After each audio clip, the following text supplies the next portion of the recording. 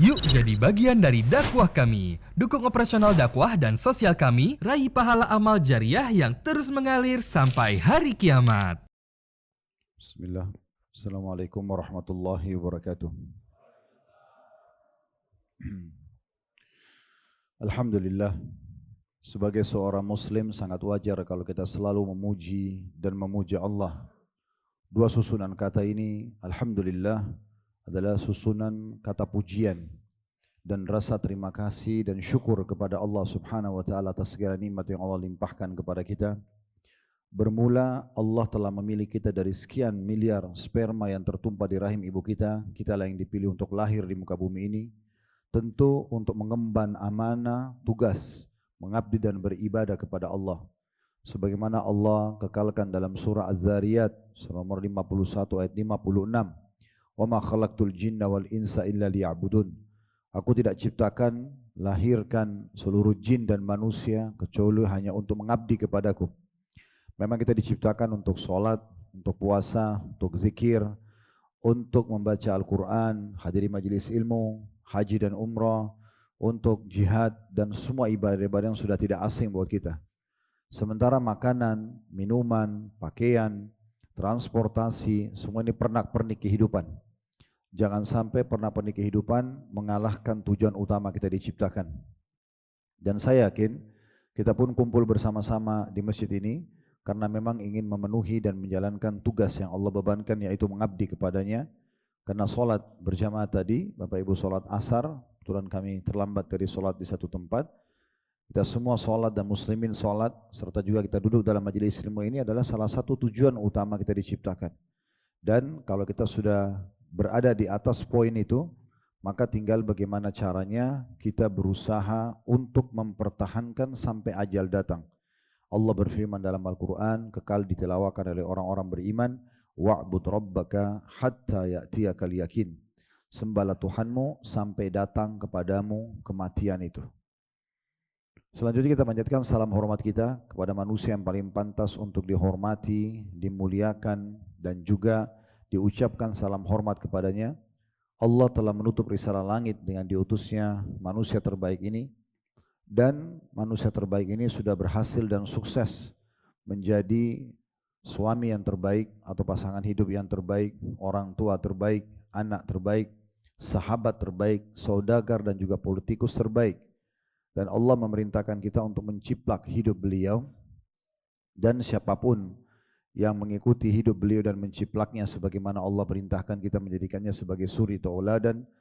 Laqad kana lakum fi Rasulillahi uswatun hasanah. Maka pasti buah tidak akan jauh dari pohonnya. Dan mengucapkan salam hormat kepadanya sekali akan dibalas oleh Allah Subhanahu wa taala dengan 10 salam dari sisinya. Maka sangat wajar kalau kita selalu mengucapkan salawat dan taslim kepada Nabi besar Muhammad sallallahu alaihi wa ala alihi wa sahbihi wasallam. Baik saudara seiman, pertama kami mohon maaf atas keterlambatan datang ke sini karena satu dan dua hal tadi. Semoga saja Bapak Ibu bisa maafkan dan maklumi, tapi insya Allah menunggu dalam majelis ilmu tetap dicatat pahala oleh Allah Subhanahu wa taala. Baik, kesempatan ini kita akan coba bahas tema berhubungan dengan masalah Ramadan, karena tinggal sepekan lagi Ramadan. Dan kita akan bermula membuka tema kita masalah Ramadan ini dengan statement yang disampaikan oleh Ibnul Jauzi rahimahullah. Ibnul Jauzi ini punya statement yang sangat menarik sekali berhubungan dengan masalah Ramadan. Beliau bilang begini, anna mathala hadha syahr, perumpamaan bulan Ramadan ini, kamathali rasuli sultanin ila qaumihi, perumpamaannya seperti seorang utusan dari sosok sang raja. Fa'in kepada satu kaum, fa'in akramu sya'nah, kalau kaum itu memuliakan dalam sambutan utusan tersebut, wa 'azzamu makanah, dan juga memuliakan kedudukannya, kemudian wa syarrafu manzilatah, mendudukkan pada kedudukan yang pantas untuknya, wa 'arafu fadilatah, dan mengetahui juga kedudukannya, Raja'a ar-rasulu ila sultani syakiran li af'alihim. Maka utusan itu akan pulang kepada sang raja yang mengutusnya dalam kondisi memuji-muji sambutan kaum yang menyambutnya. Madihan di ahwalihim, memuji-muji juga keadaan mereka. Radiyan li amalihim, dan sangat puas dengan pelayanan mereka. Fayuhibbuhumus sultanu ala dzalika fayuhsinu ilaihim kulla ihsan. Maka sang raja nanti akan memuji dan juga memberikan yang terbaik untuk kaum tersebut. Wa in istakhaffu bi riayati, namun kalau mereka justru menganggap remeh kedudukan sang utusan tadi, wa hawwanu li'inayatihi, dan tidak peduli dalam melayaninya, walam yunziluhu manzilatahu minal ikram, dan mereka tidak memuliakannya, tidak melayaninya dengan baik, wa fa'alu bihi fi'lal li'am, dan memperlakukannya dengan perbuatan orang-orang terhina, menganggap remeh. Raja ar-rasulu ila sultan, maka sang utusan akan kembali kepada sang raja. Wa qad ghadiba alaihim min qabi'a fa'alihim, dan sang utusan tadi itu sangat marah dengan perbuatan kaum tadi yang menganggap remeh, yang tidak memuliakan. Wa sayyi'u a'malihim, dan juga buruknya perbuatan-perbuatan mereka. Fayaqdabu sultanu li ghadabihi, maka sang raja akan marah dan murka dengan murkahnya utusannya. Kadzalika yaqdabullahu subhanahu wa ta'ala ala man istakhaffa bi hurmati syahr Ramadan. Begitulah perumpamaan Allah akan murka dengan orang yang tidak memuliakan bulan Ramadan. Karena bulan Ramadan ini seperti utusan Allah yang datang setahun sekali kepada kita, membawa pengampunan, membawa rahmat, membawa pelipat gandaan amal-amal saleh. Dan itu susah sekali untuk mendapatkannya kecuali setahun sekali. Dan juga apapun yang sudah kita lakukan di dalamnya, maka tidak bisa diubah lagi. Kalau misalnya seseorang sudah sempurna dalam ibadah, ya dia syukuri. Tapi kalau dia masih kurang, malas-malesan, maka dia akan sesali dan tidak bisa diperbaikin. Apalagi kalau orang dasarnya merusak peluang-peluang dalam memuliakan bulan Ramadan. Lalu beliau bilang dalam penutupan statementnya, "Faya ayyuhal insan, wahai sekalian manusia, hada syahru Ramadan syahrut taubati wal gufran." Ini bulan Ramadan sudah di depan mata, bulan yang penuh dengan penerimaan taubat dan juga pengampunan. Wa huwa rasulun min indil malikid dayyan, dan dia betul-betul utusan khusus dari sang raja yang maha adil dan maha mengadili.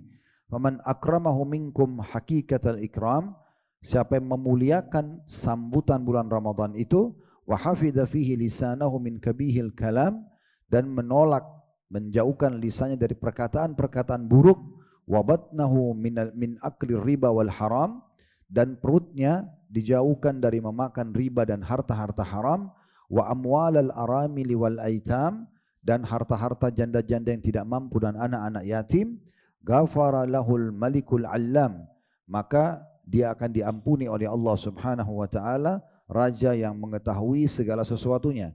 Maksudnya kalau dia menjaga lisannya, dia tidak memakan harta haram, tidak mengambil yang bukan haknya, maka dengan itu Allah akan maafkan mereka dengan bulan Ramadan ini. Wa akramahu ghayatal ikram, dan pasti juga akan dimuliakan dengan semulia-mulianya. Wa adkhalahul jannata ma ahli taati wal ihsan, dan pasti Allah akan masukkan mereka ke dalam surga bersama dengan orang-orang yang patuh. Teman-teman sekalian, para salafus salih, orang-orang saleh sebelum kita, sahabat, tabi'in, tabi'in, banyak statement yang dinukil dari mereka. Mereka mengatakan bahwasanya andai saja bisa memilih, maka tentu kami akan memilih sepanjang tahun adalah Ramadan. Sepanjang tahun adalah Ramadan. Tidak akan pernah orang tahu kemuliaan Ramadan kecuali ada iman dalam hatinya. Mereka juga berdoa selepas Idul Fitri 6 bulan berturut-turut agar seluruh amal saleh yang mereka kerjakan selama Ramadan diterima oleh Allah. 6 bulan non-stop minta agar amalan Ramadannya diterima.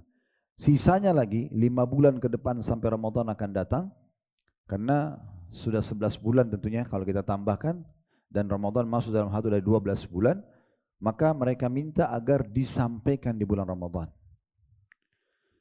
Sebagian juga salaf mengatakan andai saja ada orang meninggal dunia, kemudian dihidupkan oleh Allah dari kuburan, lalu diberikan pilihan, kira-kira waktu mana yang kamu pilih, yang diberikan kesempatan hidup sehari saja, maka pastikan mereka akan memilih Ramadan. Karena di siang harinya ujian untuk berpuasa yang merupakan kewajiban, bukan puasa sunnah, dan di malam hari diisi dengan ibadah-ibadah, artinya hampir 24 jam non-stop seseorang itu berada dalam ibadah. Seluruh dunia orang-orang Islam mengikuti program yang sama, kecuali sedikit saja di antara mereka. Ini adalah bulan persaingan positif di antara orang-orang beriman. Hasan Basri berkata dalam sebuah statement yang menarik, dinukil dari kitab Lataiful Ma'arif di halaman 378. Beliau bilang begini, Innallaha ja'ala Ramadhana midmaran li khalqih. Allah itu menjadikan bulan Ramadan sebagai arena perlombaan, persaingan positif di antara hamba-hambanya. Jadi kita boleh bersaing positif kalau dalam kebaikan. Sebelum kita lanjutkan statement beliau, saya mengingat tiba-tiba bagaimana contoh yang paling baik dalam persaingan kebaikan ini yang dilakukan oleh Abu Bakar sama Umar. Umar sebenarnya lebih penting atau lebih sering melakukannya. Beliau pernah mendengar dalam hadis Bukhari, Nabi SAW waktu perang Tabuk mengumandangkan, ayo siapa yang mau menyumbang, kita mau perang, kita mau jihad. Maka Umar datang membawa setengah hartanya. Dan biasanya sebelum itu selalu saja kalau Umar datang ke Nabi mau bawa sumbangan, Abu Bakar sudah ada. Kali itu Abu Bakar tidak ada. Maka Umar berkata dalam riwayat ini dalam dirinya, dan itu diungkapkan sehingga dinukil dalam riwayat ini. Dia mengatakan, pada hari ini saya akan kalahkan Abu Bakar. Bukan di sini dikalahkan ingin menjatuhkan Abu Bakar, tapi dia ingin supaya apa yang Abu Bakar lakukan dia bisa buat yang sama atau lebih. Itu dibolehkan dalam Islam. Saudara kita, teman kita hafal 10 juz, kita ingin 11 juz, itu normal. Ya. Dia tidak pernah tinggalkan sholat berjamaah di masjid. Kita juga ingin buat seperti dia. Bahkan kalau perlu kita bersaing di saf pertama, kita bersaing untuk melakukan amal-amal saleh, itu boleh-boleh saja. Maka pada saat itu Umar mengatakan, ya Rasulullah, ini setengah harta, ini harta saya. Kata Nabi SAW, apa yang kau tinggalkan buat keluargamu? Kata Umar, persis seperti ini, setengahnya pas, setengahnya ya saya berikan. Maka pada saat itu Abu Bakar datang. Nabi SAW memuji Umar karena sudah menyumbang setengah harta di jalan Allah. Abu Bakar datang lalu membawa hartanya sambil mengatakan, ya Rasulullah, ini sumbangan untuk jalan Allah. Kata Nabi SAW, apa yang kau tinggalkan buat keluargamu? Maka kata Abu Bakar, Allah dan Rasulnya. Artinya semua yang apa di rumah sudah saya bawa, nggak ada lagi. Hari ini tidak punya apa-apa. Tapi masih ada rumah, masih ada kebun. Cuma yang saya miliki sekarang nggak ada tabungan, ini semua saya bawa. Maka Umar mengatakan, semenjak hari itu saya yakin saya tidak bisa mengalahkan Abu Bakar. Jadi bersaing dalam hal positif memang boleh, nggak ada masalah. Yang penting kita jangan menjatuhkan orang lain. Kita ambil pelajaran. Kenapa kita disuruh bersama dengan komunitas orang-orang baik, laki-laki soleh, perempuan soleha, agar kita bisa terpengaruh dengan mereka. Sebagaimana kita juga kalau berteman sama orang-orang buruk, kita bisa terpengaruh dengan mereka. Ramadan itu momentum yang luar biasa, pembentukan karakter, dan juga peningkatan skill spiritual yang paling luar biasa. Karena semua orang, kita pergi kemanapun nanti Ramadan, mau di benua manapun, mau di Amerika, mau di Afrika, mau di Asia, mau di Australia, sama saja. Mereka umumnya siang hari puasa, mereka juga menjaga diri dalam hal yang membatalkan puasanya. Kita tidak bicara orang-orang yang buruk akhlaknya yang tidak puasa. Tapi mayoritas orang puasa.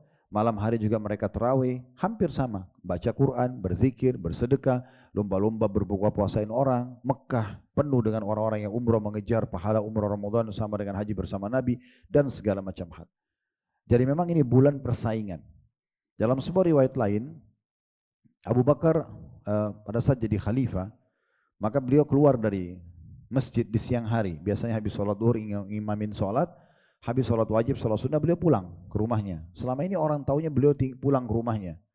Maka Umar waktu itu punya hajat, karena beliau jadi salah satu penasehatnya Abu Bakar gitu ya. Maka dia bilang, saya akan menemui Abu Bakar di rumahnya. Setelah Abu Bakar pergi, sudah tidak kelihatan lagi bayangannya, Umar sudah selesai hajatnya di masjid, lalu beliau pergi ke rumah Abu Bakar lalu mengucapin salam, yang jawab istrinya. Lalu Umar mengatakan, saya ada hajat dengan Abu Bakar, bisa saya temuin? Kata istri Abu Bakar tidak pernah pulang di jam-jam seperti ini. Belum pernah. Umar heran. Selama ini mereka tahunya, Umar juga tahu, pasti pulang ke rumah kalau siang. Kok istrinya bilang selama ini nggak pernah pulang ke rumah? Maka Umar ingin tahu nih, sebenarnya Abu Bakar kemana? Maka besok harinya, Umar tidak bertanya apa-apa, Abu Bakar pulang dan diikutin dari belakang tanpa Abu Bakar sadari. Begitu lewat depan rumahnya, Abu Bakar lihat kiri kanan tidak ada orang yang lihat. Beliau jalan terus sampai ke ujung kota Madinah dan masuk ke dalam sebuah rumah gubuk kecil, sangat tua terpencil di ujung kota Madinah. Nggak ada yang perhatikan rumah itu. Maka Umar mendekat, lalu kemudian dia penasaran, dia tunggu sampai Abu Bakar keluar. Begitu selesai keluar, sudah tidak ada lagi bayangan Abu Bakar. Umar masuk ke dalam rumah tersebut dan dia temukan ada seorang ibu tua, janda sangat tua, sudah buta matanya dan sudah lumpuh, nggak bisa bergerak orang itu. Lalu Umar pun mengucapkan salam lalu bertanya, ibu bisa saya tanya? Iya. Siapa tadi yang datang itu? Kata ibu tersebut, saya tidak tahu namanya. Lalu apa yang dikerjakan oleh orang itu?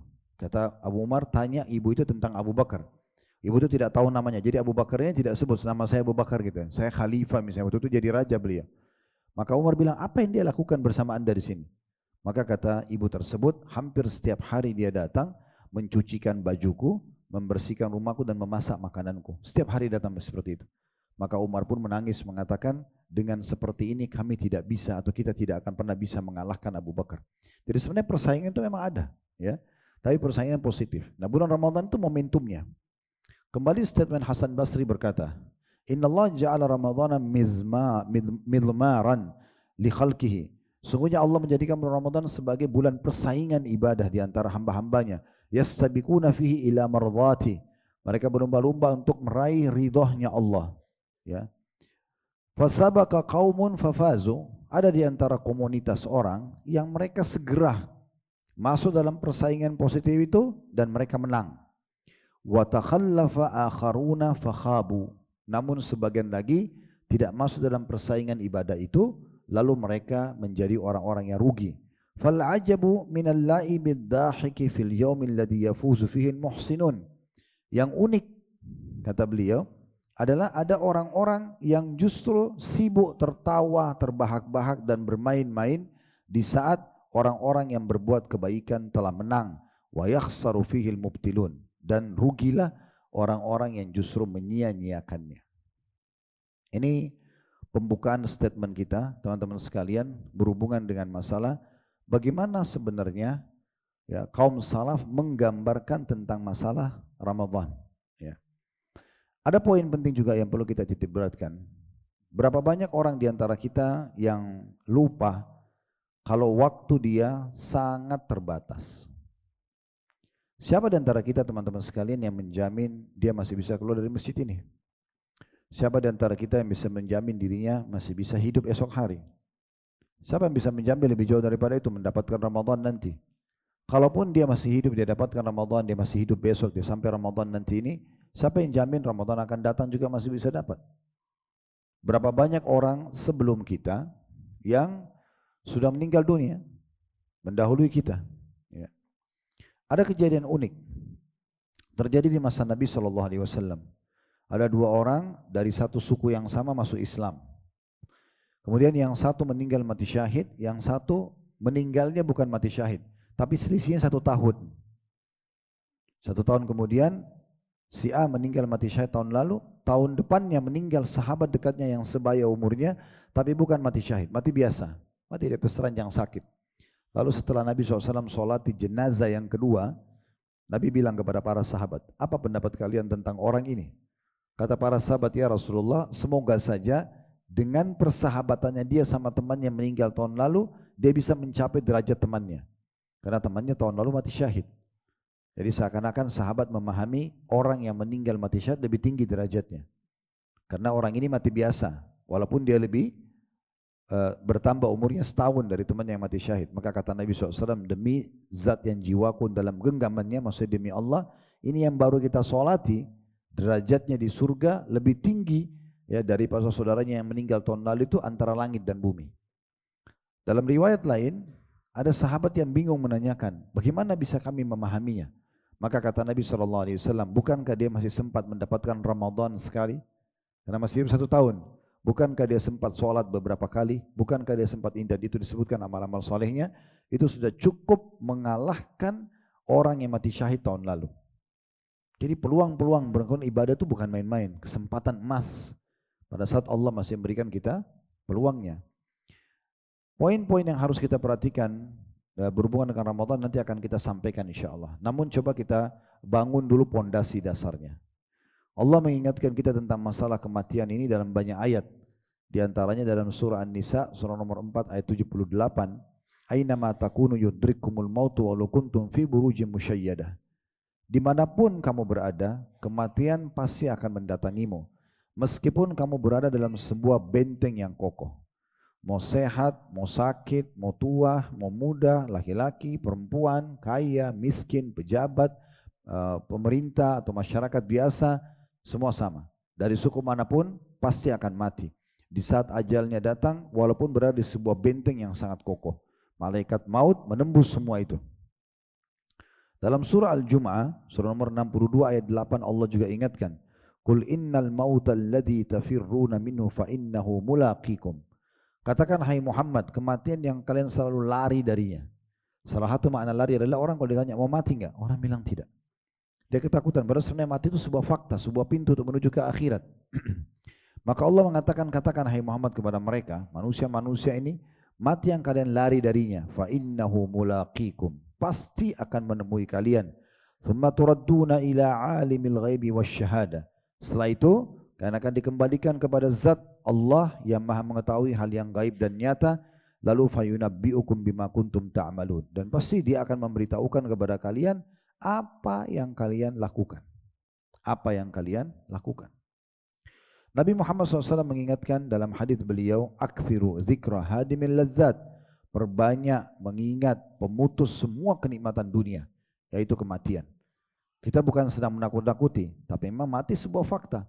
Orang kalau selalu menyadarkan dirinya dia akan meninggal dunia, pasti dia akan selalu menjaga sikapnya, perbuatannya, semuanya anggota tubuhnya, agar berada di atas ketaatan kepada Allah dan menjauhi apa yang Allah larang.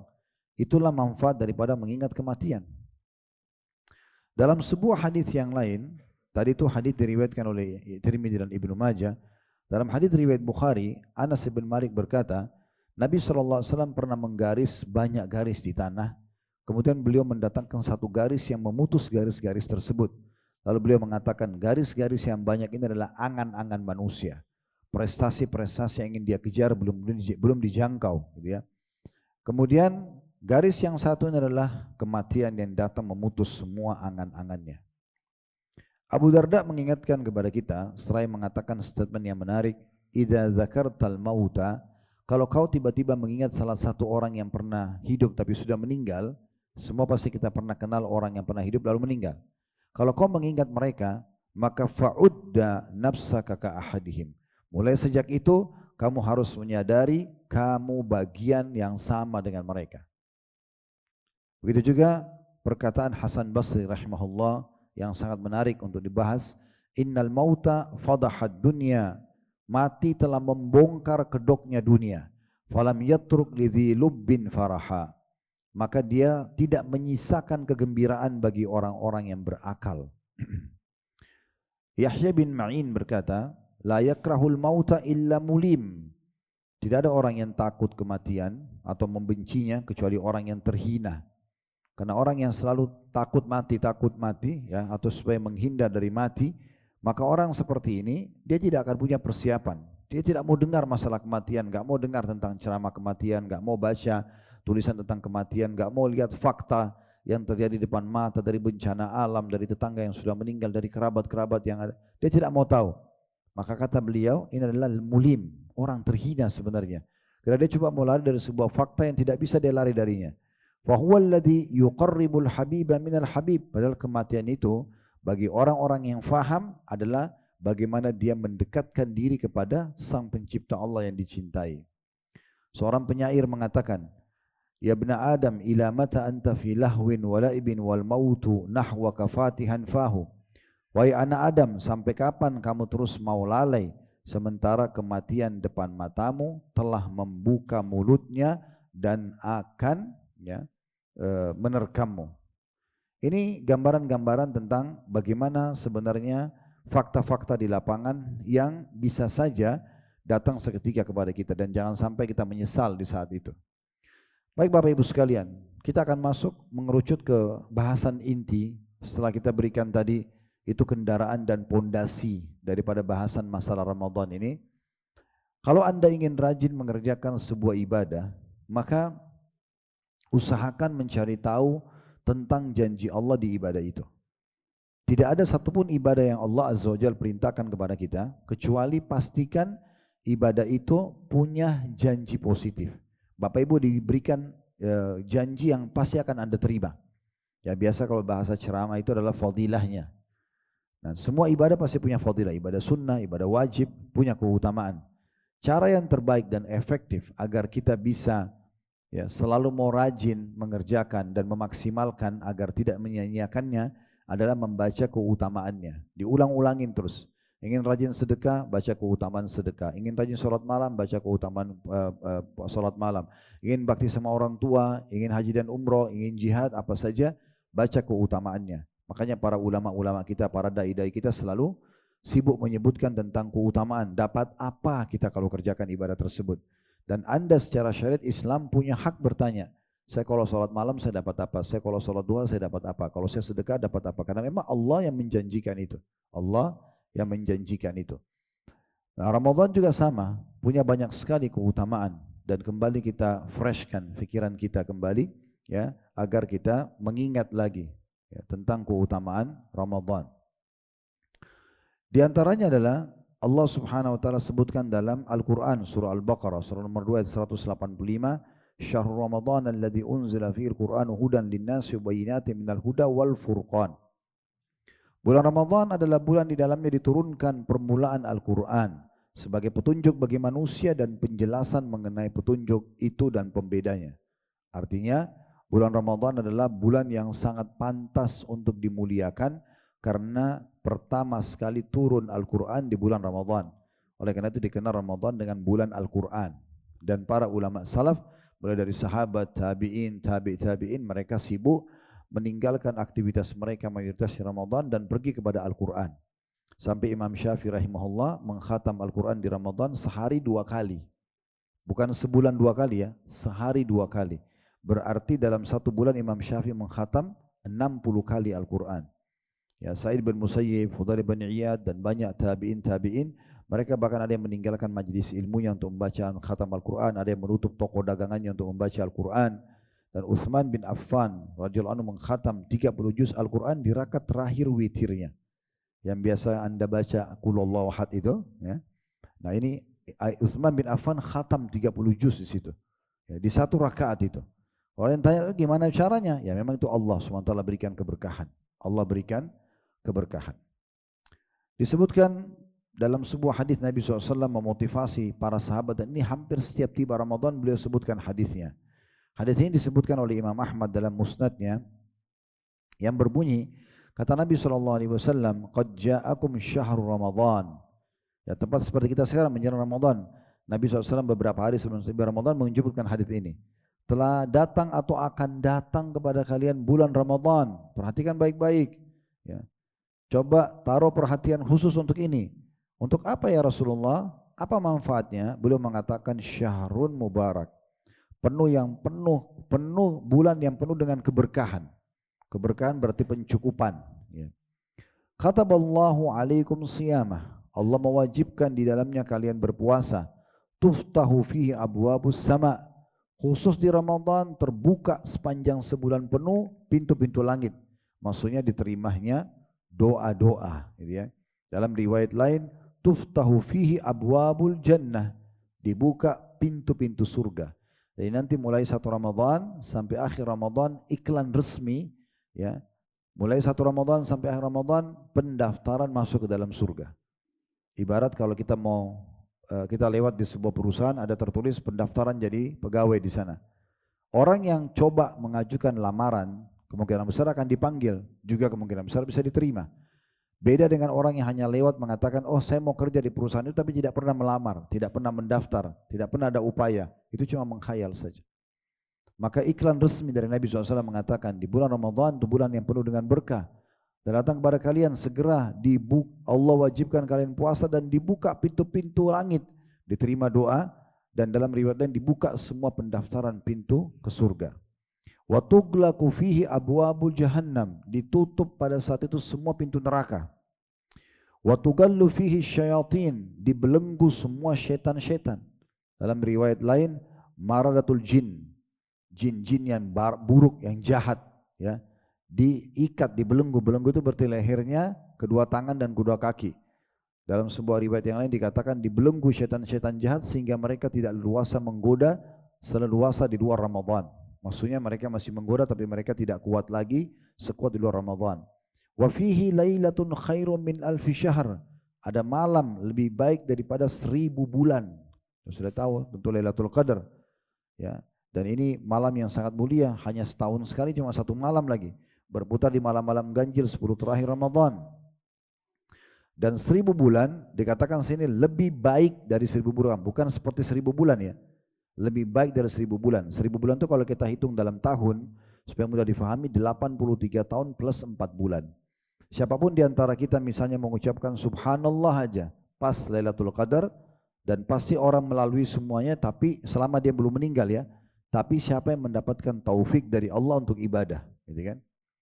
Maka orang bilang subhanallah saya sekali, orang sedekah 10.000 rupiah misalnya, orang baca satu ayat Al-Quran, orang hanya silaturahim beberapa menit, orang jenguk orang sakit, apa saja ibadah yang dia kerjakan, lebih baik pahalanya daripada 1000 bulan atau 83 tahun plus 4 bulan.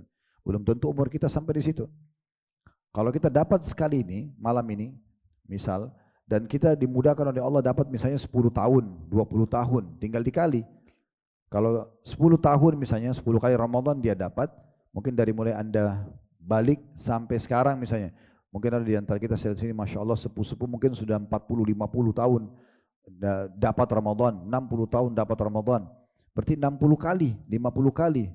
Kalau 10 kali aja, berarti sama dengan 834 tahun dia beribadah. Ya. Ini bukan main-main itu ya.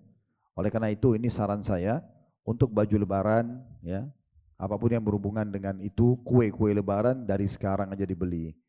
Dari sekarang disiapkan ya. Jangan 10 terakhir Ramadan habis waktu di mall, di pasar.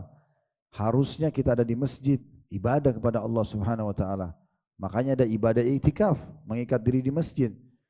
Jadi dari sekarang, pasar belum terlalu padat, ya, tukang jahit masih banyak yang kosong ya. Jadi dari sekarang sudah bisa ya. Jadi sebaiknya jangan terharamkan dari ini ya. Kata Imam Nawawi rahimahullah, karena beliau minta dari awal Ramadan, minta agar Allah kasih Lailatul Qadar. Beliau bilang satu malam saya tertidur di malam ganjil, karena rumah beliau digambarkan atapnya dari pelapa kurma, jadi ada celah-celahnya. Dia bilang saya sadar tuh Lailatul Qadar karena saya merasa tiba-tiba saya terkaget malam dan wajah saya terkena cahaya bulan yang terang. Maka saya pun bangun untuk beribadah. Dan yang paling afdal adalah pada Lailatul Qadar kita sholat qiyamul lail ya. Bisa tarawihnya, bisa juga diakhirkan ke tahajudnya. Karena kata Nabi SAW, man qama Lailatul Qadri imanan wa ihtisaba ghufira lahu ma taqaddama min dzambi. Siapa yang mendirikan Lailatul Qadar karena keimanan dan mengharapkan pahalanya, diampuni dosa-dosanya yang telah lalu. Ya, ini Allah memang akan kasih, dan Allah lihat siapa orang yang paling kuat keinginannya, tekadnya, sugestinya atau niatnya, maka Allah akan berikan kepadanya. Setelah menyebutkan semua tadi, bulan yang penuh dengan keberkahan, kata Nabi SAW, Allah wajibkan puasa, dibuka pintu-pintu langit atau pintu surga, ditutup pintu neraka, diikat semua syaitan-syaitan, ada malam Lailatul Qadar lebih baik daripada 1000 bulan, kata Nabi SAW, man hurima khairaha fakat hurim. Siapa yang terharamkan dari kebaikan-kebaikan semua ini, maka sudah terharamkan dari semua kebaikan yang lainnya. Kalau Ramadan aja tidak jadi baik, lalu kapan kira-kira dia akan jadi baik? Ya. Karena semua orang jadi baik pada saat itu. Ya. Begitu juga ada ibadah puasa yang kita kerjakan. Puasa yang termasuk ibadah yang sangat besar pahalanya. Saya ingin berbagi Bapak Ibu sekalian, mulailah menyambut Ramadan dengan persepsi positif. Sekarang syaitan ini akan goda kita. Wah, puasa Ramadan 1 bulan. Negatif duluan. Berat puasa. Ya. Bisa tahan nggak ya? Itu bisikan syaitan semua. Coba bangun persepsi positif. Puasa itu ringan, puasa itu indah, puasa itu besar pahalanya. Sambut dengan gembira, itu yang benar. Terbukti kita sudah lewati Ramadan, mungkin pun kalau kita merasa berat di awal-awal, setelah itu jadi biasa saja. Ya. Oleh karena itu jangan memulai dengan persepsi negatif gitu ya. Karena sugesti kita, niat kita, kalau bahasa agama niat ya, itu tergantung apa yang kita niatkan. Kalau Bapak Ibu sahur, lalu niat dalam hatinya, nanti sebentar jam 11 pagi saya lapar nggak ya? Nanti lapar benar. Dia cuma batasi niatnya sampai jam 11. Tapi kalau dia cuma walaupun makan sebutir kurma, minum segelas air, tapi dia niat untuk sampai azan maghrib, dia bisa tahan sampai maghrib. Tidak ada orang meninggal karena puasa, kecuali ajalnya datang.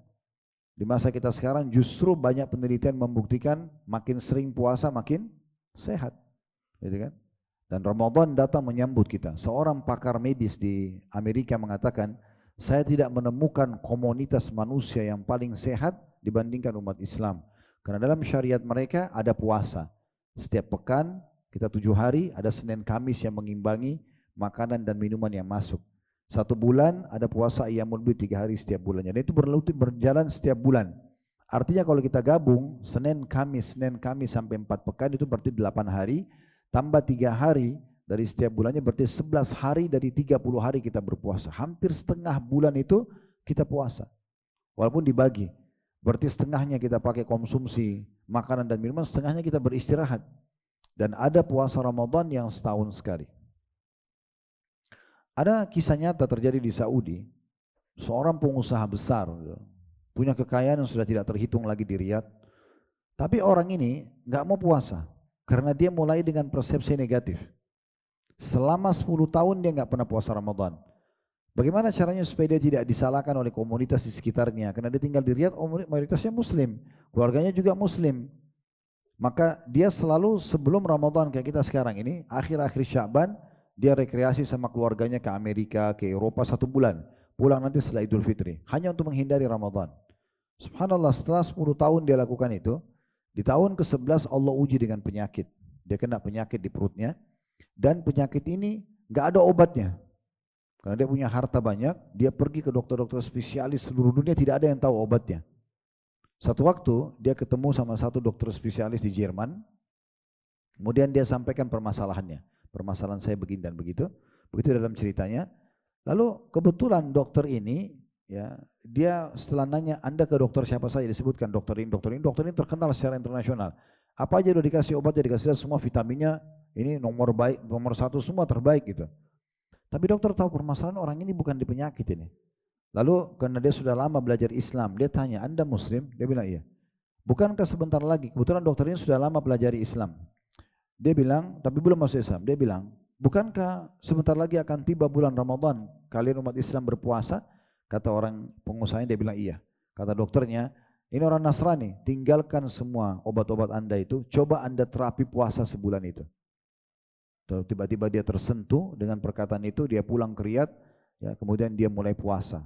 Mulai dia puasa Ramadan akhir pertama sampai hari terakhir tidak pernah kambuh lagi penyakitnya. Dan akhirnya setelah itu dia pergi ke Jerman, dia sampaikan ke dokter tersebut, terima kasih atas nasihatnya. Ternyata memang ini peringatan dari Allah supaya saya kembali berpuasa. Jadi puasa itu sehat, ya. Kalau tidak salah dalam akhir kisah itu, di endingnya itu, si dokter itu pun masuk Islam. Jadi puasa itu bukan beban, ya. Puasa itu bukan beban. Sama juga persepsi negatif tentang puasa, ya. Puasa itu tujuannya kan sebenarnya ibarat kalau badan kita ini Bapak Ibu sekalian, kalau dia mesin, ya. Dia mesin ini kalau tidak istirahat rusak nih. Ya, tidak ada mesin mungkin berjalan 24 jam dalam 1 tahun. Pasti ada waktunya di mana dia diservis, ada waktunya dia diistirahatkan gitu ya. Itu sudah umum. Badan kita ini dari pagi sampai malam biasa kita makan macam-macam, yang pedas, yang asin, yang panas, yang dingin, minuman juga begitu misalnya. Maka ini butuh diservis. Ramadan itu bulan servis sebenarnya. Kita sedang menservis tubuh kita. Itu sangat baik buat kesehatan. Jadi jangan mulai dengan persepsi negatif, selalu dengan hal-hal yang positif gitu ya. Tidak ada beban dalam masalah ini. Nah, oleh karena itu, kalau Anda mau sahur dan Anda mau buka puasa, coba tidak usah pakai istilah balas dendam. Ya. Iya, Sudah puasa nih 8 jam, 10 jam, 12 jam. Oh, saatnya sekarang. Begitu mau buka puasa, keliling cari semua warna-warni. Ya, coklat yang merah, yang biru, yang hijau dibeli semuanya. Kemudian langsung buka puasa dengan segala macam hal yang membuat tubuhnya jadi berat.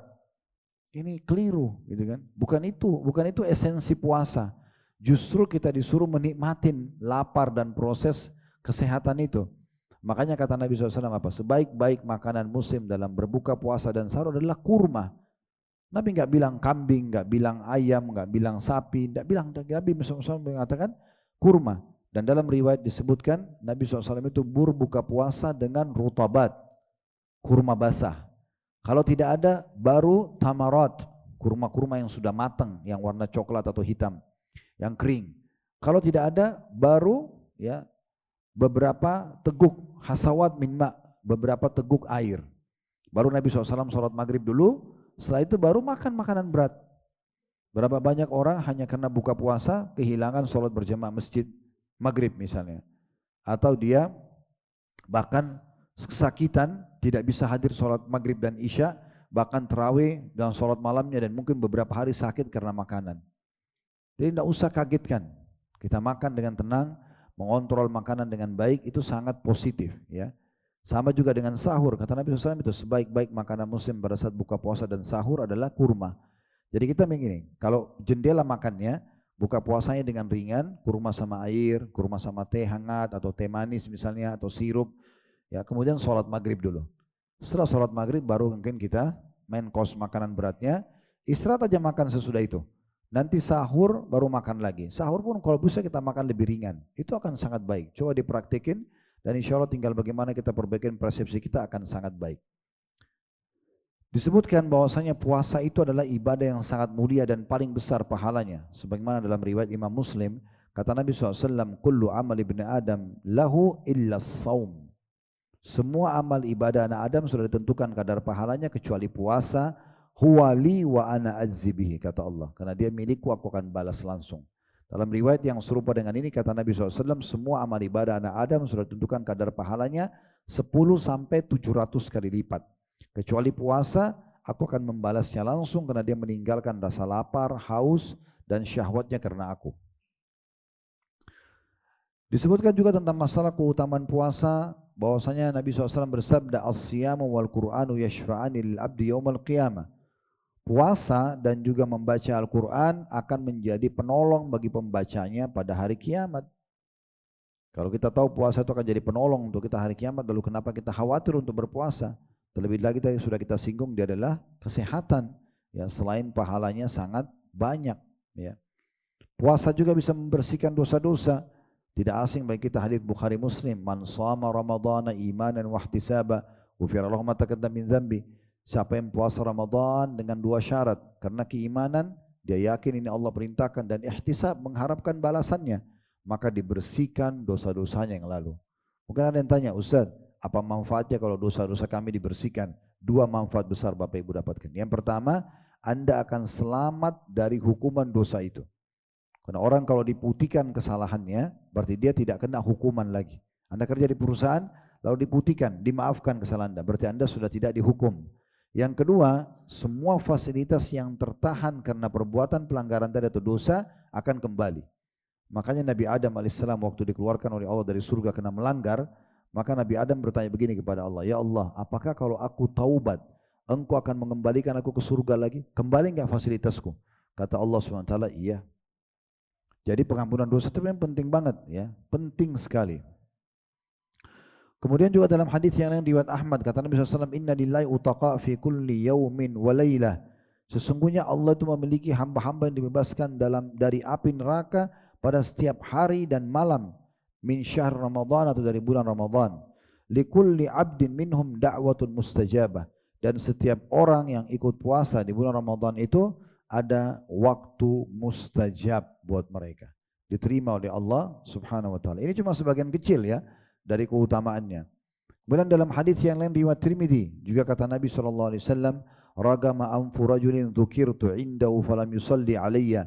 Sungguh terhina, celaka, binasa orang yang mendengarkan namaku disebutkan, nama Nabi Muhammad SAW, dan dia tidak membaca salawat kepadaku SAW. Waragama anfu rajulin dakhala alaihi ramadhanu thumma salakha qabla an yukfara lahu. Dan celaka, binasa, terhina seseorang yang mendapatkan bulan Ramadan. Nanti ini seminggu depan kita dapat insyaallah Ramadan. Kemudian Ramadan hilang, pergi, sudah habis Ramadan kayak biasa kita lewati tahun-tahun sebelumnya sampai Idul Fitri, tapi dia belum diampuni dosanya. Kenapa? Dia tidak berbuat apa-apa di Ramadan. Ramadan sama bulan Ramadan sama aja sama dia. Gak ada bedanya. Tetap dengan maksiatnya, tetap dengan kelalaiannya. Tidak ada upaya untuk masuk ke dalam persaingan tadi yang sudah kita sebutkan. Lalu penutupan hadis yang ini kata Nabi SAW, waragama anfu rajulin adraka inda abawahu al-kibara falam yudkhilahul jannah. Dan celaka, binasa, juga terhina seseorang yang mendapatkan kedua orang tuanya di masa tua, kemudian tidak membawanya masuk ke dalam surga. Nabi SAW juga memuji orang-orang yang puasa karena memiliki bau mulut ya. Orang kalau lama tidak makan, tidak minum, biasa ada bau mulut. Walaupun sebenarnya fatwa ulama boleh orang puasa untuk sikat gigi atau bersiwak ya. Itu tidak ada larangan dalam masalah ini ya, karena kita bisa mengontrol untuk tidak masuk air ke dalam tenggorokan, karena yang membatalkan puasa kalau masuk sesuatu dari luar ke dalam gitu ya. Maka Nabi SAW sudah tahu. Allah perintahkan beliau menyampaikan dalam sabda beliau hadis Bukhari Muslim, la khalufu famis shaimi atyabu indallahi min rihil misk. Ketahuilah bau mulutnya orang yang puasa itu jauh lebih harum di sisi Allah daripada minyak kasturi, ya. Makanya Abu Darda berkata radhiyallahu anhu, kalau bukan karena tiga hal, aku tidak berharap hidup sesaat pun di dunia. Yang pertama beliau sebutkan dari tiga itu adalah menahan dahaga atau menikmati dahaga di saat puasa. Saya ulangi lagi, kata Abu Darda radhiyallahu anhu, sahabat Nabi yang mulia, kalau bukan karena tiga hal aku tidak berharap hidup sesaat pun di dunia. Yang pertama adalah menahan dahaga, ya, menikmati dahaga di saat puasa. Jadi justru beliau melihat kita tahan haus, tahan lapar itu justru perjuangan luar biasa. Disitulah puncak-puncaknya ibadah. Kemudian beliau mengatakan yang kedua, sholat di saat orang sedang tidur di malam hari. Ini juga ada ibadah tarawih kalau kita Ramadan ya. Tarawih, qiyamul lail, qiyamul Ramadan, tahajud sama. Cuma di Ramadan karena boleh dikerjakan setelah ba'diyah isya, dinamakan tarawih atau santai. Agar semua umat Islam punya catatan di buku amalnya pernah sholat malam gitu ya. Karena dimudahkan dan dimajukan. Dan yang ketiga beliau mengatakan, aku duduk dengan satu komunitas orang-orang yang menyortir kata-kata yang baik sebagaimana disortirnya atau dipilahnya buah bagus dari buah yang buruk. Tapi poinnya di sini yang pertama adalah bagaimana beliau mengatakan sesungguhnya ya orang yang ya, berpuasa atau menikmatin puasa itu kedahaganya justru itu yang membuat atau memunculkan kenikmatan dalam iman.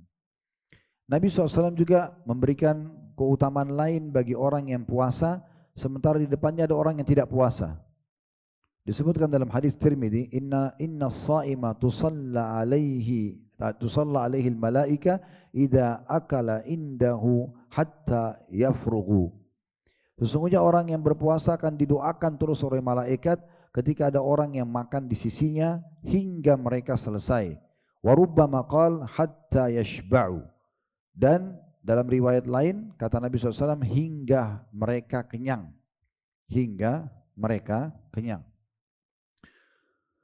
Kemudian teman-teman sekalian juga ada hadis yang menyebutkan satu hal poin, mungkin ini tidak asing buat kita tapi saya ingin berbagi saja ya. Kalau Anda mau selama Ramadan nanti mendapatkan keberkahan dan pahala lebih melimpah lagi, maka ada caranya. Cara yang pertama adalah bagaimana tadi saya bilang kita mendalami ilmu. Kayak gini sekarang kita duduk, terkali kita ingat lagi, oh iya ya Ramadan dapat itu ya, oh saya pernah dengar ya, oh iya termotivasi lagi. Yang kedua coba buat program-program dan mulai diatur dari sekarang, mau tarawih di mana, kemudian kapan mulai membaca Al-Quran dari juz pertama, mau khatam berapa kali, kemudian ibadah-ibadah apa kira-kira yang kita mau perbaiki. Mungkin selama ini zikir pagi petang masih bolong-bolong, kita mulai ya, zikir habis sholat misalnya, berapa banyak yang kita mau sedekahkan di bulan Ramadan, kita mulai buat programnya ya. Semua kita, dan kalau perlu kita bergabung dengan panitia-panitia yang ada. Kayak misalnya teman-teman yang tinggal di kompleks sekitar sini mungkin ada masjid. Mungkin ada program di masjid, kalau diberikan kesempatan untuk jadi panitia Ramadan, kita ikut saja partisipasi, apakah taklimnya, apakah membuka puasakan orang dan seterusnya. Nah ini juga kita buat program. Kemudian kita juga yang ketiga sudah mulai banyak berdoa kepada Allah SWT agar dimudahkan ya. Nah salah satu dari poin tadi yang kedua itu adalah kita mulai buat program. Salah satu program yang menarik adalah kalau saya tanya Bapak Ibu sekalian, apakah Anda mau di bulan Ramadan, anggaplah nanti Ramadan 30 hari. Kita mendapatkan pahala 30 hari puasa dan ditambah lagi 30 hari lagi. Ditambah 60 hari lagi. Ditambah 90 hari, kelipatan 30. Waktu sama, puasa yang kita kerjakan sama, tapi kita dapat pahala berlipat-lipat. Berlipat-lipat dari Ramadan tersebut. Ramadan cuma 30 hari misalnya, tapi kita bisa dapat 60 pahala puasa, 90, 120, 150 kelipatan 30. Pasti semua orang bilang iya. Caranya gimana? Buka puasain orang. Buka puasain orang. Saya pernah dapat informasi ya, ada masjid-masjid di kita ini buat program bagus. Misalnya di list lah, mungkin Pak RT atau masjid melis orang di komplek perumahan. Saya tidak tahu di sini bagaimana, tapi di luar sana misalnya di list nih. Kemudian nanti keluarga bapak dan ibu ini dapat giliran membuka puasakan orang di masjid hari pertama, ini hari kedua, ini hari ketiga gitu. Tapi ada ya. Nah, alhamdulillah kalau ada. Dan mudah-mudahan yang saya mau sampaikan ini tidak ada. Ya. Karena ada sebagian orang begitu tiba gilirannya dia masih bertanya, oh sudah giliran saya ya. Seakan-akan dia heran kenapa dia dapat giliran. Sebenarnya kalau bisa masjid mengizinkan kita untuk kita sendiri yang biayai, kita aja sendiri. Tidak berbagi dengan orang karena banyaknya pahalanya gitu. Kalau kita beli air mineral saja, satu dus isi 48 gelas kecil ya. Itu kan antara 20 sampai 40 ribu harganya. Anggaplah kita ambil 40 ribu rupiah dengan 48 gelas. Artinya kalau kita sumbang ke satu komunitas, masjid, pesantren misalnya, atau kita undang orang buka puasa di rumah, lalu 48 orang datang, masing-masing minum satu gelas air itu, berarti hari itu kita punya pahala puasa berapa? 49. Satu kita, 48 orang lain. Waktu Nabi SAW sampaikan hadis ini ya, yang saya bacakan hadis riwayat Tirmidzi, man fattara sha'iman, siapa yang buka puasakan orang yang sedang puasa, kana lahu mithlu ajrihi, maka dia akan dapat sempurna pahala orang yang puasa itu. Hari itu dia baca Quran berapa juz, dia zikir, dia berdoa, semua kita dapat pahalanya. Ya, dia akan dapat pahalanya. Ghaira annahu la yanqus min ajri sha'imin syai'a, tanpa dikurangi dari pahala orang yang dibuka puasakan. Berarti kan kalau dia dapat 100 pahala, kita dapat 100 pahala. Intinya begitu sebenarnya.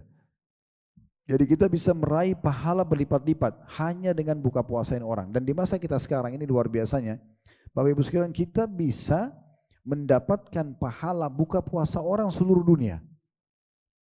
Sekarang kita bisa cari, misalnya ada keluarga Anda di Los Angeles di Amerika misalnya. Terus kemudian di sana kita tahu ada restoran online, halal. Kita bisa telepon, transfer uang, kirim ke rumah dia. Kita dapat buka puasanya. Sekarang di Mekah, kami kalau bimbing dengan travel yang Allah amanahkan di budak kami, saya namakan Uhud Tour. Kalau kami bimbing, selalu saya bawa jemaah keliling. Di Mekah itu, di Clock Tower itu ada banyak yayasan-yayasan sosial. Kalau Anda ikutin live kami, saya berharap semua muslim tahu itu. Karena yayasannya pakai bahasa Arab. Ya, cuman mereka punya counter-counter di mall itu. Pas di bawah Clock Tower itu, kalau kita masuk pintu utama, sebelah kanan, sebelah kiri itu panjang jalan sampai ke ujung itu banyak sekali. Cuma dalam bahasa Arab, yayasan ini, yayasan itu. Ada untuk tahfidz Quran, ada untuk pengobatan gratis.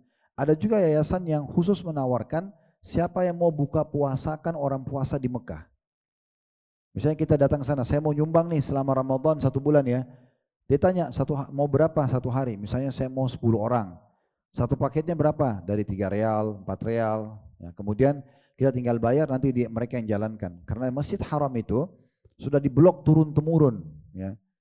Masjid Nabawi juga begitu. Kalau sekarang Bapak Ibu datang, tiba-tiba mau bawa sufrah, orang Arab bilang ya, plastik yang dipasang, taruh kita mau taburin kurma, taruh zam-zam, taruh yogurt untuk buka puasa, tidak bisa sekarang. Nggak ada tempat. penuh semua. Kecuali Anda sendiri pribadi, Anda bawa kurma, air mau bagiin orang. Tapi kalau kita mau pasang nggak bisa.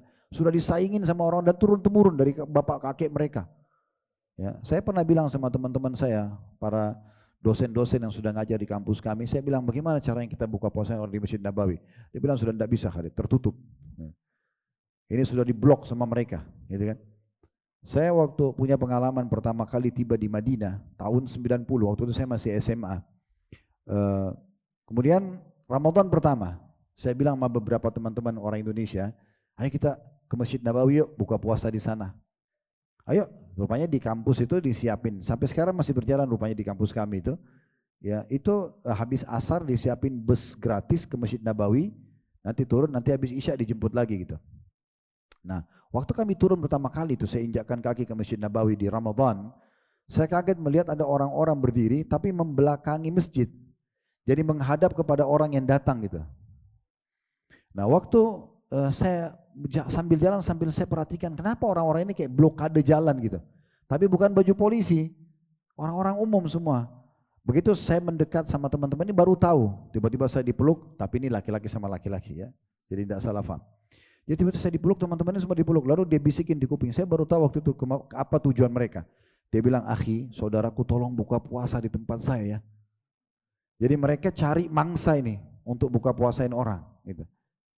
Jadi dipeluk, kalau saya bilang iya, tangan saya dipegang dibawa sampai ke, misalnya saf kedua ini plastik saya, plastik dia sekeluarga, ada kurma, ada segala, dia duduk, ditemani sampai duduk. Terus dia bilang, jangan pindah ke situ ya. Di depan itu ada orang lain punya. Saking gak maunya kehilangan pahala. Kadang-kadang yang nyari mangsa itu tanda kutip di luar masjid, itu anak misalnya yang nunggu di plastik itu ayahnya yang bagi-bagiin kopi, teh atau kurma gitu ya, atau saudara, adik, kakak, mereka semangat sekali itu. Jadi mereka sengaja mencari gitu ya. Kadang-kadang kalau kita nolak nih, maaf saya sudah janji sama orang, mereka tunjukin wajahnya sedih. Begitu luar biasa mereka cari persaingan untuk buka puasain orang. Dan itu setiap hari. Nah, saya sarankan kalau Anda ke Mekah, datang ke yayasan sosial ini, mereka sudah punya blokade di dalam Masjid Nabawi, Masjid Haram Mekah, Masjid Nabawi Madinah.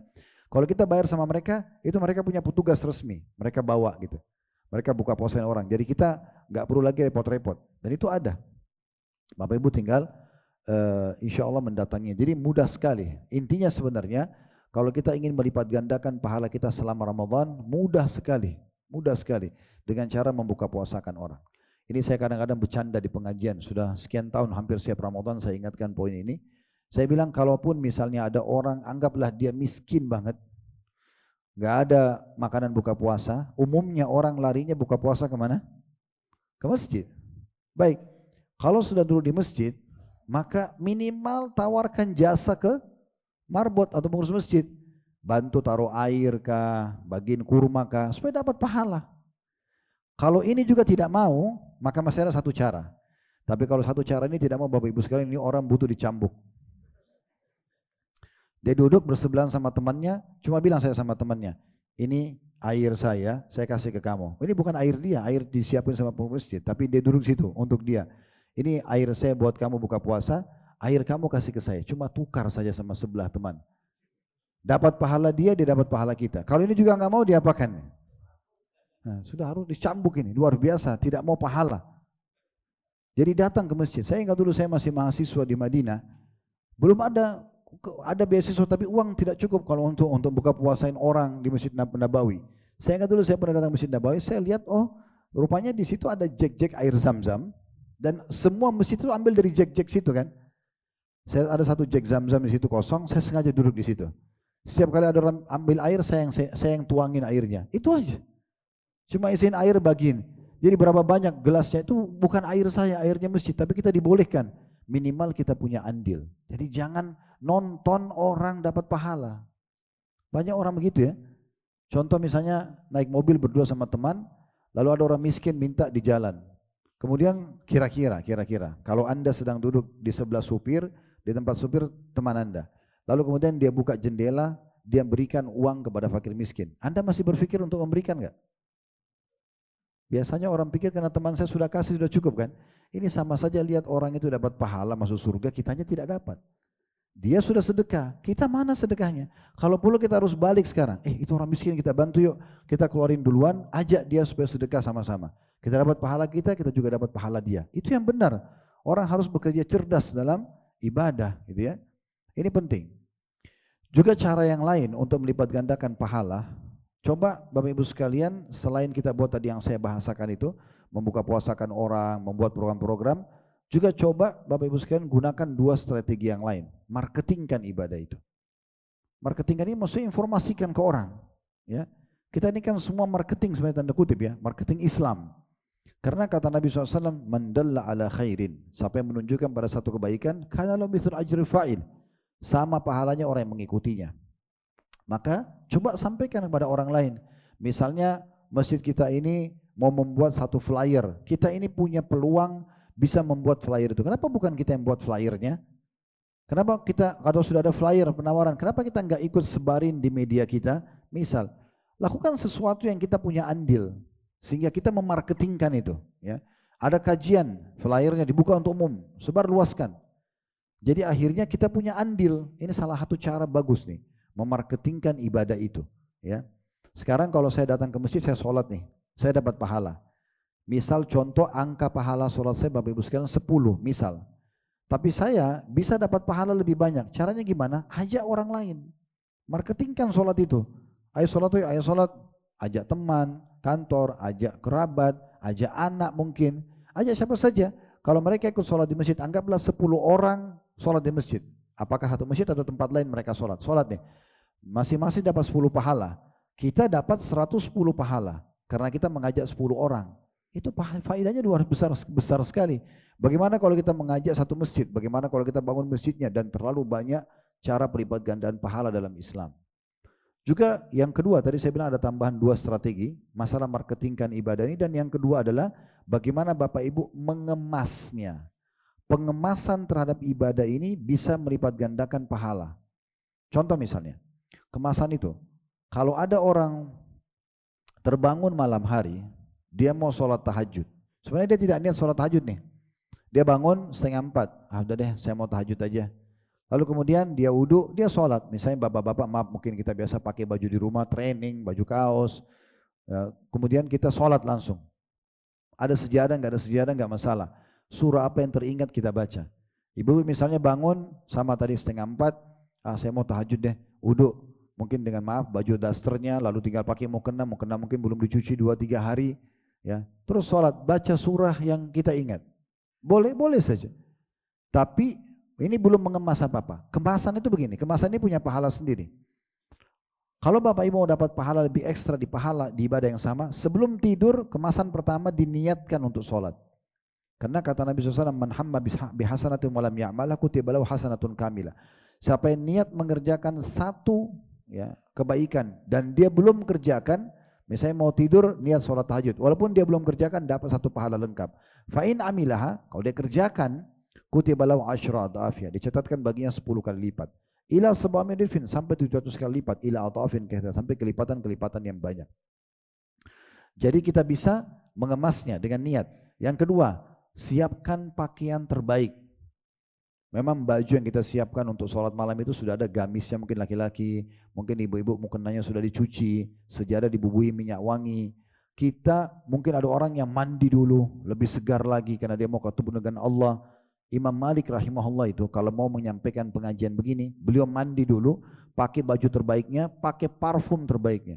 Karena dia mau menyampaikan agama Allah. Kemasan itu namanya kemasan. Imam Abu Hanifah rahimahullah selalu kalau jalan di depan murid-muridnya, di jalan, di pasar, karena beliau tinggal di kota Irak, di Irak ya, di kota Kufa, maka orang selalu puji karena bajunya selalu bagus banget, bajunya bagus, wangi, penampilannya rapi. Lalu muridnya satu waktu bilang begini, ini Imam Abu Hanifah di depan kita saja begini bersih, begini rapinya, begini tampannya, gimana kalau dia ketemu sama Tuhannya di malam hari? Abu Hanifah mengatakan, saya merasa malu, semenjak malam itu saya selalu menyiapkan baju terbaik dan minyak wangi terbaikku untuk Allah. Itu kemasannya. Jadi beda, kita sudah bumi minyak wangi, kita sudah mandi kalau perlu, sudah bersih semuanya, kita sudah pilih surah-surah terbaik. Sudah tahu belum hadits Nabi SAW yang berbunyi siapa yang bangun malam, kemudian dia bersiwak, kalau kita sekarang sikat gigi ya, kemudian dia membaca ayat Al-Quran, kecuali malaikat akan menempelkan mulut pada mulutnya dan menghirup bacaan Al-Qur'annya. Jadi karena memang dia mengemasnya, jadi kemasan itu penting banget. Ini salah satu juga strategi yang baik dalam masalah ibadah tersebut ya. Nah ini termasuk teman-teman sekalian.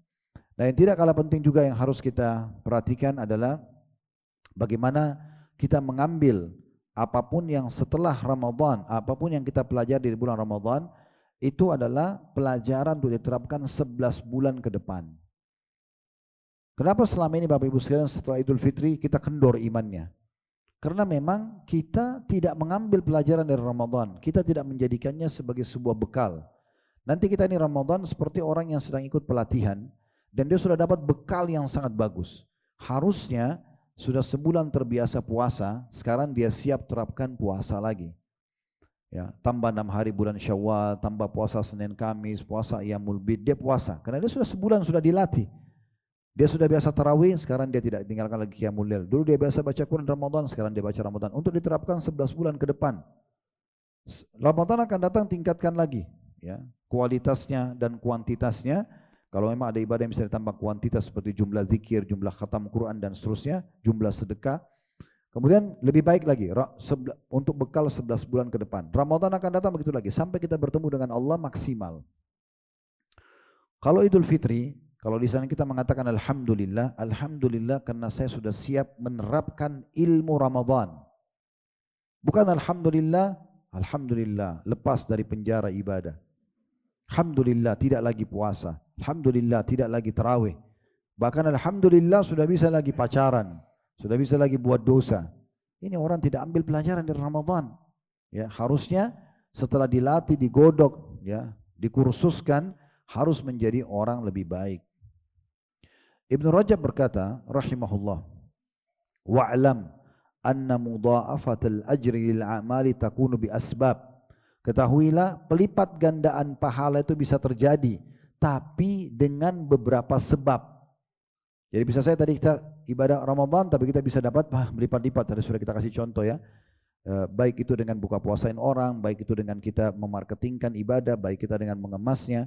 Beliau mengatakan dengan beberapa sebab. Minha diantaranya syaraful makan, kemuliaan tempat, wa syaraful zaman, kemuliaan waktu, wa syaraful amili indallah, dan kemuliaan pelakunya di sisi Allah, wa qurbuhu minhu, dan kedekatannya kepada Allah, wa kathratu taqwah, dan banyaknya ketakwaannya. Jadi maksudnya harusnya kita betul-betul bisa melipat gandakan pahala dengan memaksimalkan tempat yang ada. Misalnya di masjid, ya, kalau pergi umroh di Masjid Haram dan Masjid Nabawi misalnya. Kemudian waktu bulan Ramadannya, kemudian pelakunya di sisi Allah, dia betul-betul benahi niatnya, ibadahnya, dan dia jauhi maksiat, ya, kepada Allah Subhanahu wa taala. Kemudian Ibnu Rajab masih berkata juga, min afdali anwa as-sabr, ya, min afdal anwa'is sabrus siyam. Ketahuilah jenis sabar yang paling utama, paling besar pahalanya adalah puasa. Fa innahu yajma'us sabra ala anwa'its thalatha. Karena puasa itu bisa mengumpulkan 3 jenis sabar sekaligus. Ya, memang sabar ada 3 jenis ya. Di annahu sabrun ala ta'atillahi azza wajal. Ya, jenis sabar yang pertama adalah kita sabar dalam mengerjakan ketaatan kepada Allah. Ya, itu sabar juga ya. Kayak misalnya Bapak Ibu bangun sholat malam, nanti kalau Ramadan puasa kita harus baca Quran dan seterusnya, itu sabar dalam mengerjakan ketaatan, itu adalah sabar yang pertama, dan ini sabar yang paling besar pahalanya. Sabar dalam mengerjakan ketaatan. Bapak Ibu duduk begini, menunggu, mendengarin, ini semua sabar dalam ketaatan kepada Allah. Kemudian yang kedua, wasabrun an maksiyatillahi azza wajal. Sabar ya dalam menolak maksiat kepada Allah azza wajal. Karena di bulan Ramadan kita jadi takut berbuat dosa. Nah, kalau ada penawaran zina, ghibah, pendapatan haram, manipulasi data, kita tolak ya. Penolakan ini butuh kesabaran, itu sabar yang kedua, dan ini sabar yang afdal setelah yang pertama tadi, sabar mengerjakan ketaatan. Kemudian yang ketiga, wasabrun alal aqdaril mu'lima bima yahsulu lis-shaimi minal ju'i wal atash. Dan sabar ketiga adalah sabar terhadap ujian-ujian harian yang tidak diinginkan, gangguan orang, lapar dan seterusnya, yang bisa saja didapatkan dari orang yang puasa karena dia sabar dari lapar dan haus. Wa kana Nabi SAW yusammi syahra siyami syahra sabr. Dan Nabi SAW menamakan bulan puasa itu dengan bulan kesabaran. Dan ada hal yang menarik juga disampaikan oleh Ibnu Rajab, i'lam annal mu'mina yajtami'u lahu fi syahr Ramadan jihadani li nafsihi. Ketahuilah orang mukmin itu di bulan Ramadan mendapatkan dua jihad sekaligus. Dua pahala jihad sekaligus. Yang pertama jihadu bin nahari ala siyam. Yang pertama jihad di siang hari dengan puasa. Wa jihadu bil laili alal qiyam. Dan juga jihad yang kedua di malam hari dengan salat malam. Abdul Izz atau Al-Izz bin Abdul Salam berkata, min thamaratis saumi takthirus sadaqat. Salah satu buah hikmah dari bulan puasa itu adalah memperbanyak sedekah. Lianna as-saima idza ja'a tadzakkara ma 'indahu minal ju'. Karena orang yang puasa itu pada saat dia sudah mulai rasakan lapar, dia jadi menyadari tentang bahayanya atau tidak nyamannya orang lapar. Fahathahu ala it'amil ja'i. Maka itu akan membuat dia sadar pentingnya dia memberikan makan orang yang lapar. Fa innama yarhamul usyaku minal asyiq. Dan karena bisa mendapatkan belas kasih hanya orang yang merasakannya. Sebagai penutup, mungkin kita jelaskan poin-poin ini juga. Ibnu Jauzi juga berkata, lis-shaumi adabun minha. Puasa itu punya adab-adab dan tata krama. Kalau mau maksimal mendapatkan pahalanya, maka perhatikan baik-baik. Yang pertama, hifdzul jawarihil zahira. Bagaimana menjaga anggota badan yang nampak. Mata, telinga, lisan, hidung, tangan, kemaluan, kaki, dan seterusnya. Wa hirasatul jawarihil batina. Dan juga menjaga dan memelihara anggota batin. Niat dalam hati. Ya, amal-amal hati. Wala budda min mulazamatis samti min anil kalamil fahishi wal ghibah. Dan harus seseorang itu adab selanjutnya adalah menjaga ya, dan lebih banyak diam agar jangan terlibat dalam masalah perkataan buruk ataupun ghibah. Fa innahu ma sama man dhalla ya'kulu luhuman nas. Karena kalau siapa yang puasa tapi terus saja memakan daging manusia, maksudnya dia tetap menggibah. Wa kaffa al-basara 'anil nadhari ila al-haram. Dan juga menahan pandangannya dari melihat yang haram. Maksudnya kalau ada orang puasa tapi ternyata dia masih memakan daging manusia karena ghibah dan dia juga masih melihat yang haram, maka ini hanya akan merusak puasanya. Ibnu Jauzi mengatakan terakhir statementnya, as-shaumu thalatha. Puasa itu ada 3, shaumur ruhi wa huwa qasrul amal. Puasa itu dibagi menjadi 3. Kita bagi menjadi 3 bagian. Yang pertama puasa ruh, yaitu memendekkan angan-angan. Dengan kita puasa Ramadan kita jadi tidak banyak berangan-angan. Wa shaumul aqli wa huwa mukhalafatul hawa. Dan puasanya akal dengan menyelisihi hawa nafsu. Dan shaumul jawarih wa huwa al-imsaku 'anit ta'ami wasyarabi wal jima'. Dan puasa yang ketiga adalah puasa anggota tubuh, menahan diri dari makan, minum dan jima atau hubungan biologis walaupun itu halal. Nah, kebanyakan orang cuma perhatikan poin terakhir. Mereka pikir ya sudah, saya puasa, saya tidak makan, tidak minum, tidak biologis yang halal, maka puasa saya tidak batal. Padahal sebenarnya ada masalah-masalah yang lain harus diperhatikan. Bagaimana dia juga membuat puasa ruhnya dari niat-niat yang buruk, dari penyakit-penyakit hati, dan juga akal dari pikiran-pikiran yang negatif. Allahu a'lam. Mungkin juga saya tambahkan sebuah hadis sebagai penutup sabda Nabi SAW. Berapa banyak orang yang puasa tidak mendapatkan kecuali lapar dan haus. Karena Allah tidak menilai lagi lapar dan hausnya. Karena memang tidak ada isinya. Kecuali cuma lapar dan haus. Dia tetap berbuat dosa-dosa sehingga Allah bisa saja membatalkan puasanya. Allahu a'lam. Baik, mungkin ini bahasan sedikit tentang masalah Ramadan. Semoga Bapak Ibu nanti bisa memperkaya lagi dengan banyak mendengarkan ceramah para dai-dai kita dan terus membuat program-program yang baik, menyusun program-program selama Ramadan yang lebih baik daripada Ramadan yang lalu, dan insya Allah dengan niat itu Allah akan mudahkan. Allahu a'lam. Semoga apa yang kita bahas hari ini bermanfaat buat kita semua. Semoga Allah panjangkan umur kita di atas ketaatan kepada Allah SWT, kesempurnaan iman, ilmu dan amal saleh, dan dijauhkan dari segala macam mara bahaya, gangguan-gangguan dan juga dosa-dosa. Dan semoga Allah SWT selalu menjaga negara kita agar aman, tentram, damai. Allah memberikan petunjuk para pemimpin menjalankan tugas dan amanah dengan baik. dan menjadikan kita masyarakat yang gotong royong dengan pemerintah untuk menjaga kemerdekaan, persatuan dan kesatuan kita. Dan semoga Allah menolong saudara-saudara kita di Sudan, di Palestina, dimanapun yang sedang tertindas. Semoga Allah ikhlaskan niat mereka, terima para syuhada mereka, muliakan Islam di tangan mereka dan tangan kita semua, dan semoga Allah ikut sertakan kita bersama mereka di pahala, baik dengan doa, dengan harta, juga dengan jiwa kita. Dan semoga Allah menyatukan kita kelak juga di surga Firdausya tanpa hisab. Mari disatukan dalam majlis ilmu yang mulia ini. Allahumma amin. Wa sallallahu nabiyina wa habibina Muhammadin wa alihi wasallam. Alhamdulillahi rabbil alamin. Subhanakallahumma bihamdika asyhadu an la ilaha illa anta astaghfiruka wa atubu ilaik. Wassalamualaikum warahmatullahi wabarakatuh.